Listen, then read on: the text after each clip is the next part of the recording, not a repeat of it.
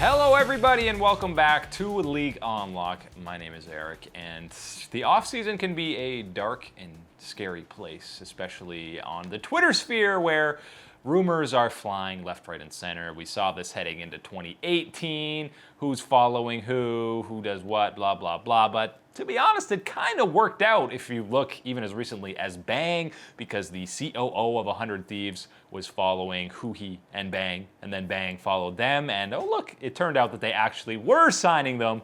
I still can't wrap my head around why these people involved with their organizations just follow people a day or two before an announcement is going to be made.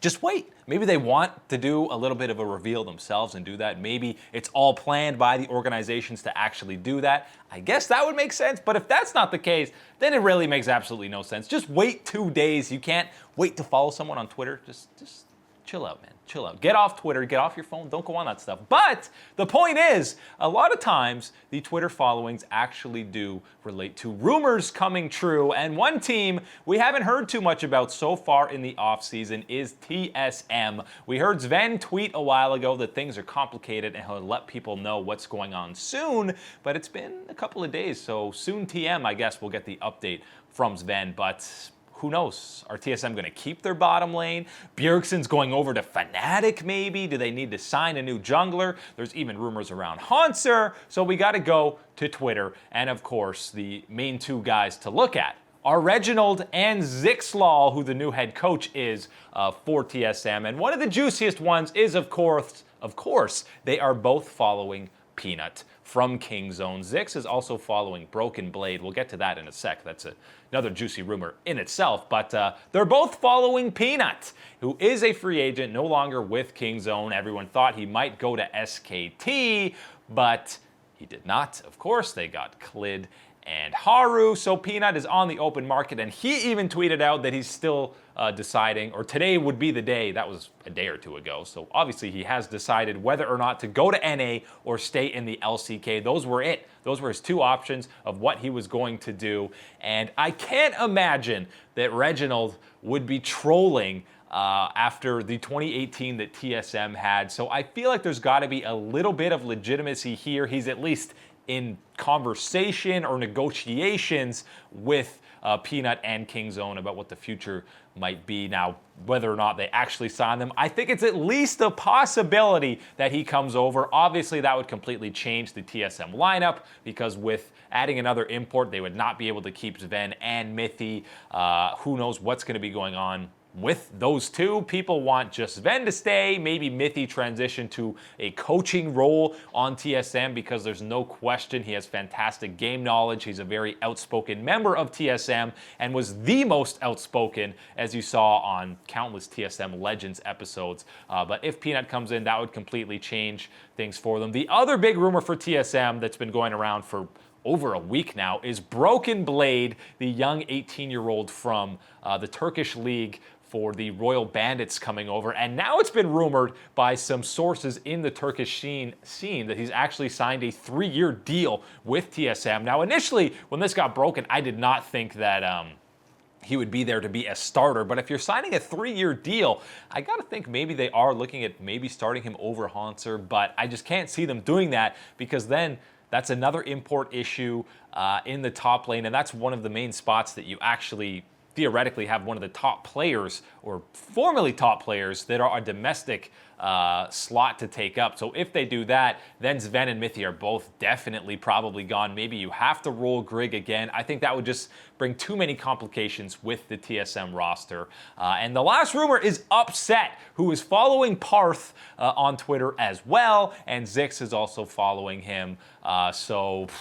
Upset. I mean, Schalke only has one player on their roster right now, and it is Upset. So if he comes over, obviously Sven is gone, and that's kind of, I mean, that's a similar player that you're getting, Upset and Sven. So I'm not entirely sure about that move for TSM. Who do you bring in as support? There's so many rumors around TSM that really have no merit right now. People are saying online Dardoch and Smoothie are coming over. I mean, that would be a pretty great move for them, but I can't see that happening, and there's really no source or anything behind that. But some other Echo Fox news. I call it news. It's not fully news again. It's Froggen potentially coming back to the squad that he played with in 2017. And really the only reason we say potentially is, again, we're going to Twitter, and he said that he's found a new team. Hard to say if we're trolling or not, but Rick Fox followed that up by saying, basically, welcome back.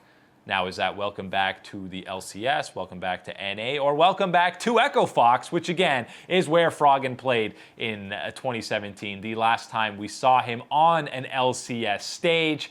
Froggen already said that he wants to come back in 2019. He would prefer NA. It seems like he's enjoyed living in LA. He's been doing the majority of his streaming from there. So, I mean, it would make sense. And if you put him on that Echo Fox roster, you kind of need to get rid of Lost in that bottom lane. Maybe they bring in Cody Sun, but he's been heavily linked to Optic, so maybe Froggen is just trolling. Who knows about that one? And then over to the LCK, where BDD is probably one of the most coveted free agents left, alongside Mata and KT. After letting UCal walk away over to the Afrika Freaks, they are the front runners. It sounded like they already had a contract kind of lined up to bring BDD into their roster, but that there were some complications and it fell through. But it sounds like KT Rolster is still doing their very best to sign BDD, get him on that roster. And if they have Smeb, Score, and BDD, then do not sleep on KT Rolster. I know everyone's riding the hype train of SKT's newly announced lineup that does look incredibly powerful on paper.